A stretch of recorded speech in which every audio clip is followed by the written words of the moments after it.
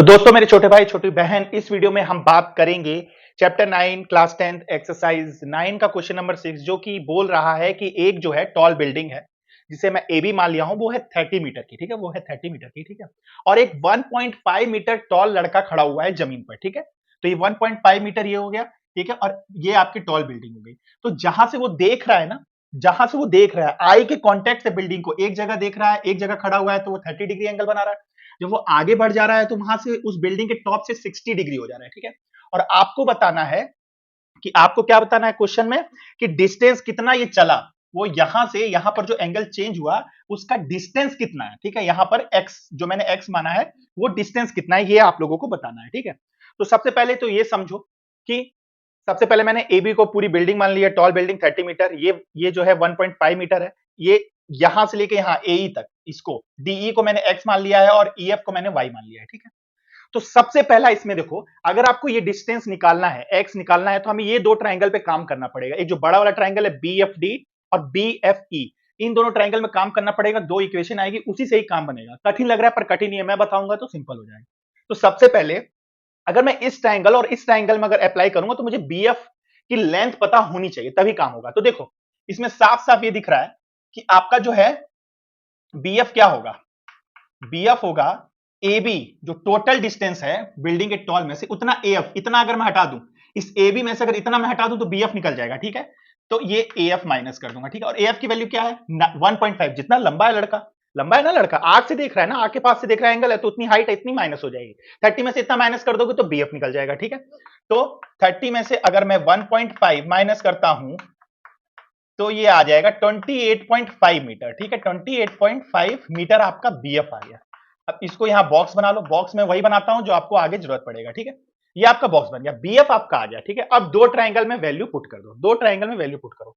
तो सबसे पहले मैं बड़ा वाला ट्राइंगल लेता हूं, ट्राइंगल बी एफ डी लेता हूं। क्या लेता हूं? ट्राइंगल बी एफ डी, बड़ा वाला ट्राइंगल। ठीक है, बी एफ डी लेता हूं, तो उसमें जब मैं रखूंगा परपेंडिकुलर बाई बेस, अगर मैं उसमें परपेंडिकुलर बाय बेस रखता हूं, मींस परपेंडिकुलर है आपका बीएफ, बेस है आपका डीएफ। क्या है आपका बेस? डीएफ। ठीक है, एंगल कितना है इस बड़े वाले ट्रायंगल का? 30 डिग्री, और परपेंडिकुलर बाय बेस रखा हूं तो हो जाएगा 10, और वैल्यू कितनी है 30 डिग्री, और 10 30 की वैल्यू क्या होती है 1/√3। बीएफ आपको पता है, हमने निकाल ही लिया था, पहले ही मेहनत करके निकाल लिया 28.5। ठीक है, डीएफ क्या हो जाएगा एक्स प्लस वाई, भाई दोनों को जोड़ के ही तो बन रहा है पूरी लेंथ, एक्स प्लस वाई, ये और ये जोड़ के ही तो डीएफ बन रहा है, तो एक्स प्लस वाई लिख लोगे।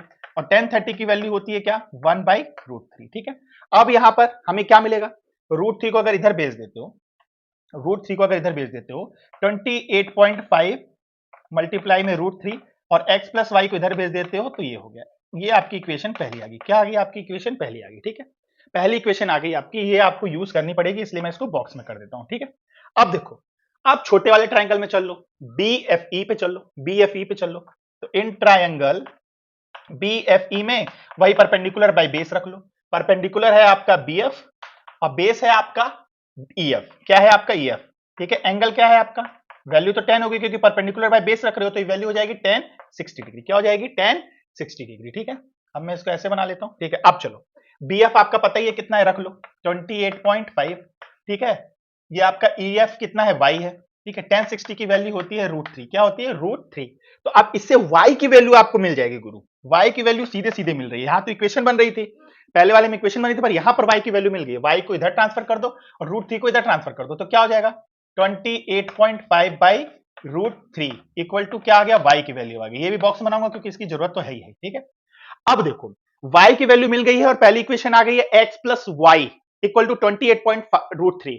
तो अब ये y की वैल्यू मैं इसमें रख दूंगा तो x की वैल्यू मैं निकाल सकता हूं। इतना तो आप लोगों को समझ में आ रहा होगा कि इस इक्वेशन में अगर मैं y की वैल्यू रख देता हूं तो x की वैल्यू निकल जाएगी। ठीक, चलो आओ रखते हैं। इक्वेशन क्या है 28.5√3।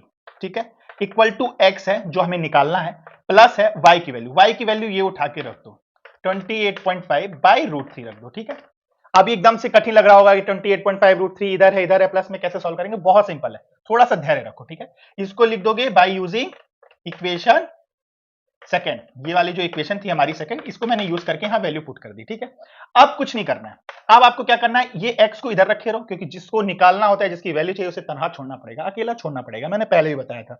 इसको इधर भेज दो, तो ये क्या हो जाएगा 28.5√3 ये इधर आएगा तो माइनस हो जाएगा 28.5 बाई रूट थ्री। बस इसको उठा के मैं इधर ट्रांसफर कर दिया ना, प्लस है तो इधर माइनस हो जाएगा, इधर बचेगा इक्वल टू में एक्स जो हमें निकालना है।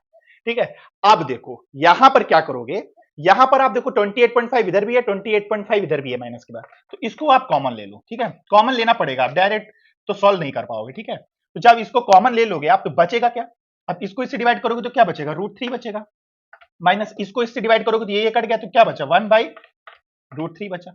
ठीक है, अब इस ब्रैकेट को सॉल्व करो, अब इस ब्रैकेट को सॉल्व करोगे तब मामला आगे बढ़ेगा। ठीक है, तो यहां लिखो 28.5, अब इसमें एलसीएम आप रूट थ्री ले लो, एलसीएम जब आप रूट थ्री ले लोगे, यहां 1 है तो 1 को रूट थ्री से डिवाइड करोगे तो रूट थ्री आ गया, और रूट थ्री को रूट थ्री से डिवाइड मल्टीप्लाई करोगे तो 3 आ जाएगा, और यहां क्या है, रूट थ्री डिवाइड करोगे तो 1, और 1 को 1 से मल्टीप्लाई करोगे तो 1, ये हो गया। ठीक है, अब आगे और सॉल्व कर लो, यहां सॉल्व कर लेते हैं आप। ठीक है, वरना मिटाना पड़ेगा। ठीक है, तो 28.5, ठीक है, अब 3 माइनस 1 करोगे तो कितना हो जाएगा, 2 हो गया।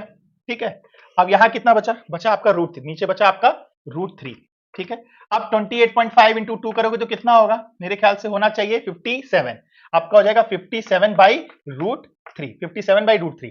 आप देखो 57 बाई रूट थ्री आ गया, यहां नहीं छोड़ना है आपको, अब यहां आप रेशनलाइज कर लो, रेशनलाइज क्या करोगे, न्यूमरेटर और डिनोमिनेटर में रूट थ्री से मल्टीप्लाई कर लोगे, तो 57 इंटू रूट, ये बचेगा आपका रूट अंडर रूट थ्री हो जाएगा। अब इसको अगर काटोगे तो कितना हो जाएगा, 3 1 जा 3, 2 बचा, 3 9 जा 27, आपका आ गया 19 रूट थ्री, आपकी एक्स की वैल्यू आ गई। यही तो निकालना था हमें, एक्स की वैल्यू तो निकालना था।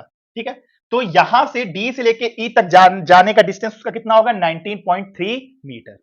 ठीक है, तो आप लोगों को अगर अच्छे से समझ में आया हो तो मेरे चैनल को सब्सक्राइब करना, लाइक करना, और इस वीडियो के डिस्क्रिप्शन में मैं प्लेलिस्ट की लिंक डाल दूंगा, उसमें सारे question, some application of trigonometry chapter 9 के एक एक क्वेश्चन अच्छे से मैंने समझाया, आप जाके देख लेना और अपने दोस्तों के साथ शेयर करो।